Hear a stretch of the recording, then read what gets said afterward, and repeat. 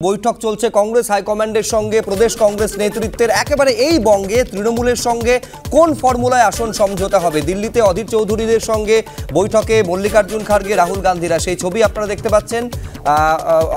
অধীর চৌধুরী বসে রয়েছেন প্রদেশ কংগ্রেস সভাপতি এবং মল্লিকার্জুন খার্গেকে আপনারা দেখতে পাচ্ছেন। এই বৈঠক চলছে, একেবারে আসন সমঝোতার একটা ব্লুপ্রিন্ট তৈরি করার চেষ্টা হচ্ছে। এইটা যখন ছবি, তখন বড় হয়ে এই প্রশ্ন সামনে আসছে যে বারাণসীতে, উত্তরপ্রদেশের বারাণসীতে নরেন্দ্র মোদীর বিরুদ্ধে প্রার্থী হতে চলেছেন কি প্রিয়াঙ্কা গান্ধী। এই প্রশ্ন উঠছে তার কারণ গতকাল যখন বৈঠক চলছিল তখন মমতা বন্দ্যোপাধ্যায় খার্গের নাম প্রথমে প্রস্তাব করেন, তারপরে তিনি বলেন যে প্রধানমন্ত্রী নরেন্দ্র মোদীর বিরুদ্ধে শক্তিশালী প্রার্থী দিতে হবে। আর ঠিক তখনই নাম উঠে আসে প্রিয়াঙ্কা গান্ধী বডরার।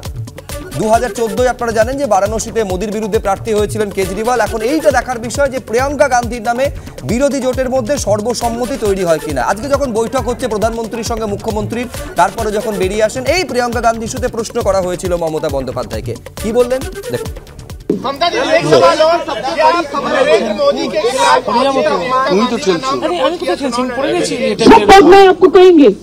जो मेरे को कहना था मैंने कह दिया। प्लीज आप लोग अच्छा रहिए। मेरे को शुभकामना है नया साल के लिए और मेरी क्रिसमस, मेरी क्रिसमस। আমি পার্থ মুখোপাধ্যায়ের কাছে আসবো। পার্থদা, গতকাল যখন মল্লিকার্জুন খার্গের নাম, রাহুল গান্ধীর নাম প্রস্তাব না করে মল্লিকার্জুন খার্গের নাম প্রধানমন্ত্রী পদপ্রার্থী হিসেবে প্রস্তাব করলেন মমতা বন্দ্যোপাধ্যায়, অনেকে বলছেন যে কংগ্রেসের মধ্যে একটা অস্বস্তির বাতাবরণ তৈরি হয়েছিল। আজ গতকালকের বৈঠকে যখন প্রধানমন্ত্রীর বিরুদ্ধে প্রিয়াঙ্কা গান্ধীর নাম ভেসে উঠল, সেই অস্বস্তি কি অনেকটা বেড়ে গেল? আমি এই কারণে বলছি, এই প্রিয়াঙ্কা গান্ধীকে 2022-এ ইউপি ইলেকশনে ফেস করেছিল কংগ্রেস এবং সেখানে সাকুল্যে 403-র মধ্যে 2টো আসন আপনারা পেয়েছিলেন। এইবারে প্রিয়াঙ্কা গান্ধীর নাম ফের প্রস্তাব করা প্রধানমন্ত্রী নরেন্দ্র মোদীর বিরুদ্ধে, একেবারে গান্ধী পরিবারের একজন সদস্য, এবার তো না গিলতেও পারবেন না ফেলতেও পারবেন। প্রথম হচ্ছে যে আলোচনার মুখবন্ধে যেটা বললেন আপনি, যে ব্লুপ্রিন্ট তৈরি হচ্ছে কি না কি আসন সমঝোতা হবে। এখন এই প্রশ্নটা মানে এই ব্যাপারটা কোত্থেকে এলো আমার কাছে, তো সেটাই প্রশ্ন যে আসন বন্টনের ব্লুপ্রিন্ট নিয়ে আলোচনা হচ্ছে, এরকম একটা খবর কি করে হলো, 1 নম্বর। 2 নম্বর হচ্ছে দেখুন গতকাল যে শুধু তাই নয়, আমি বলছি গতকালই একেবারে ইয়েতে বলেছেন বৈঠক, আমি আপনার কাছে আসবো, 2টো আসন ছাড়া হবে এ রাজ্যে।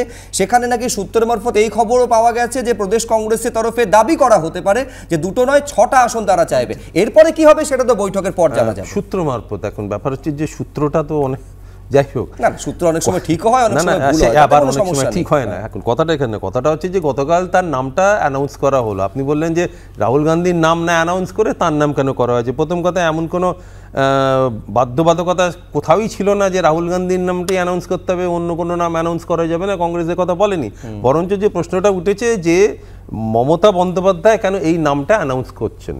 কেন এর আগেও যদি আমরা ইতিহাস দেখি, যখন প্রণব মুখোপাধ্যায় রাষ্ট্রপতি পদে নির্বাচনে পদপ্রার্থী হয়েছিলেন, তখন স্বতঃপ্রণোদিত হয়ে মমতা বন্দ্যোপাধ্যায় নিজে এগিয়ে এসে তৎকালীন প্রধানমন্ত্রী ডক্টর মনমোহন সিংয়ের নাম ঘোষণা করে দিয়েছিলেন যে এনাকে আমরা রাষ্ট্রপতি হিসেবে আমরা দেখতে চাই এবং এনাকেই আমরা প্রার্থী করতে চাই। মানে এটা যে একটা রাজনৈতিক সভ্যতার অভাব, এইটা কিন্তু একবারে প্রতীয়মান হয়েছে।